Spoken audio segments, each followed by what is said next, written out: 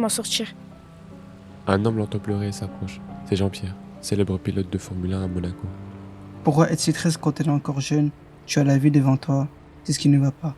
Je n'ai plus d'argent pour prendre soin de mon bébé et pas de mode de garde pour pouvoir travailler. Il y a toujours des solutions. Je pense vraiment pouvoir t'aider. Jean-Pierre lui propose du cash en échange de disparaître en lui laissant son bébé. Pour le bien de son enfant, dont elle ne peut pas s'occuper, Jennifer accepte et confie son bébé à Jean-Pierre, qui en échange lui donne une grosse liasse de billets. Un cœur battant mais déjà à l'abandon. Cherche une main qui ne viendra jamais. Les promesses se dissolvent comme du sel dans l'eau. Et les rires d'hier résonnent comme des échos. Des souvenirs figés dans un cadre brisé. L'amour s'est envolé, laissant un vide, un dé. Les regards détournés, les mots non dits. Chaque pas que je fais, je sens l'oubli. Dans un monde qui avance, je reste figé. Un spectre parmi les vivants. Un cœur déchiré, l'abandon me hante comme une ombre fidèle. Je me relève car je suis encore en vie. Rebelle. Alors je crie, je slame, je libère ma voix. Pour ceux qui se sentent perdus. Sans choix, l'abandon c'est une cicatrice, mais pas une fin, car même dans l'obscurité, je cherche la lumière, le chemin. Chaque mot, une pierre, chaque rime, une clarté. Je reconstruis mon monde, je me bats pour exister. Un copain du quartier des Moulins vient voir Jennifer de la part de Wesley, le père de son bébé, pour comprendre ce qui se passe. Jennifer ne vient plus le voir en prison, le ton monte et le copain devient agressif avec Jennifer. Elle a peur.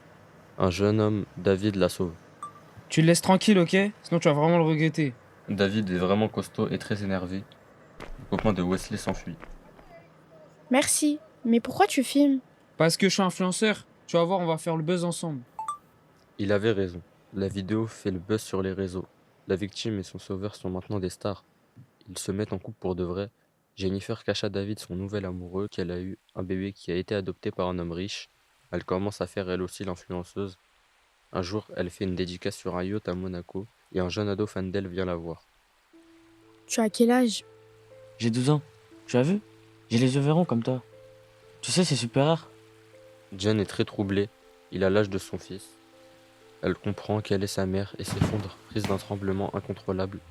Tous ses abonnés, témoins, impuissants, retiennent leur souffle en silence, la voix tremblante. Elle essaie de tenir le coup, mais les mots se mélangent et se brisent, comme une fragile mélodie perdue. Son fils dévasté vient lui aussi de comprendre, les larmes roulant sur ses joues. Pourquoi tu m'as abandonné? Tu n'avais pas le choix, mon fils. Je t'aime de tout mon cœur. Tous ses abonnés la voient enlacer son fils en larmes et en direct. Les yeux du monde entier sont rivés sur eux et regardent cette scène poignante se dérouler. C'est pas juste. Elle a plus d'abonnés que moi, alors que c'est moi je lui ai tout appris. Je vais la clasher sur les réseaux. Brian raconte à sa mère ce qui s'est passé. Pendant les années où ils étaient séparés, Jean-Pierre, son père adoptif, vient d'avoir un grave accident de Formule 1. J'ai voulu lui donner mon sang pour sauver sa vie, avec une transfusion. Et les infirmiers se sont aperçus que lui et moi, nous n'avons pas le même sang. Et donc, pas de lien de parenté. C'est comme ça que le secret de Jean-Pierre a été révélé à Brian et à tout l'entourage. Mais Jean-Pierre ne peut pas répondre aux questions et s'expliquer sur cette histoire, car il est encore dans le coma. Le sang a parlé, mais je ne peux pas le considérer comme un étranger alors qu'il m'a élevé et qu'il m'a tout donné. Brian reste au chevet de son père adoptif inconscient. Il se pose des questions sur le passé, sur l'avenir, sur ce qui lie les gens entre eux, au-delà du sang. Depuis l'accident, chaque jour, Brian invoque son père qui est toujours dans le coma. Il soudoie les infirmières. Son monde s'écroule. Il passe par plein de sentiments contradictoires et perturbants. Du fond de son coma, Jean-Pierre ne comprend pas ce qui se passe. Il se demande comment Brian a pu apprendre cette histoire d'adoption. Jean-Pierre sent bien qu'il est entre la vie et la mort. Il ne veut pas mourir sans avoir pu demander pardon à Brian de lui avoir caché son histoire. Il avait tellement peur de le perdre.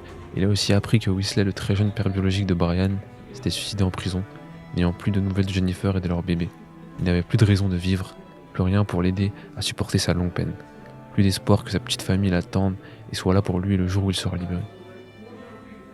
Jean-Pierre est un pilote de Formule 1 assez célèbre, et tout Monaco retient son souffle pour savoir ce qui va s'en sortir. Brian fait une enquête et va voir sa tante, la sœur de son père. Je filme la scène en cachette car mes abonnés sont devenus fous de cette histoire tragique de retrouvailles, de mensonges enfin démasqués et de coma d'un célèbre pilote. Et grâce à l'argent que je gagne, je peux faire enrager David et récupérer enfin mon fils. La tante lui raconte que ses parents sont morts dans l'accident de voiture quand il était tout bébé et que Jean-Pierre a décidé de s'occuper de lui comme son fils. Brian se sent triste, tous les sentiments les plus forts se mélangent dans son cœur. Il ne sait plus qui est vraiment Jean-Pierre, son père, puisqu'il lui a menti toute sa vie. Il va manger chez mamie qui tient le restaurant comptoir. Place des Armes juste sous le rocher à Monaco.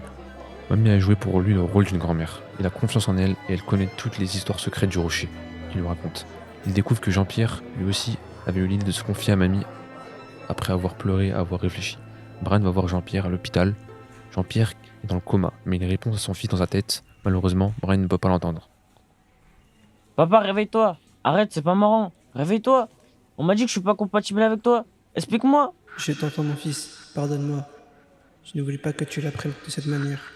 Papa, je t'en supplie, réveille-toi. Je ne peux pas te perdre. Et c'est quoi cette histoire? On m'a dit que tu n'étais pas mon vrai père. Explique-moi, comment c'est possible? Je ne sais pas ce qui m'arrive. J'arrive pas à bouger, ni à communiquer. Je fais mon possible. Je t'aime, mon fils. Ne les écoute pas. Tu es mon fils, mon fils. Je suis ton père, car c'est moi qui t'ai élevé. Dans sa tête, Jean-Pierre entend Brian lui demander qui est son père biologique. S'il le connaît, s'il est mort. Je n'avais pas le choix. J'ai voulu te protéger. C'était le contrat. Lui, il avait déjà disparu. Et elle devait disparaître à son tour. Parce que c'était encore des enfants. Des enfants ne peuvent pas être des parents. Ils étaient perdus dans la délinquance, sans avenir, sans diplôme, sans projet et sans but. Je voulais le meilleur pour toi, et le meilleur, c'était qu'ils disparaissent et qu'ils ne t'entraînent pas dans leur vie chaotique et pleine de graisse. Elle ne savait pas s'occuper de son bébé, de toi. Tu pleurais dans un couffin, caché sous la caisse de la supérieure de travailler. Mais c'est un dialogue de sourds. Le dialogue de Brian avec lui-même et le dialogue de Jean-Pierre avec lui-même. Jean-Pierre répond à Brian, mais celui-ci ne peut entendre les divagations d'un comateux.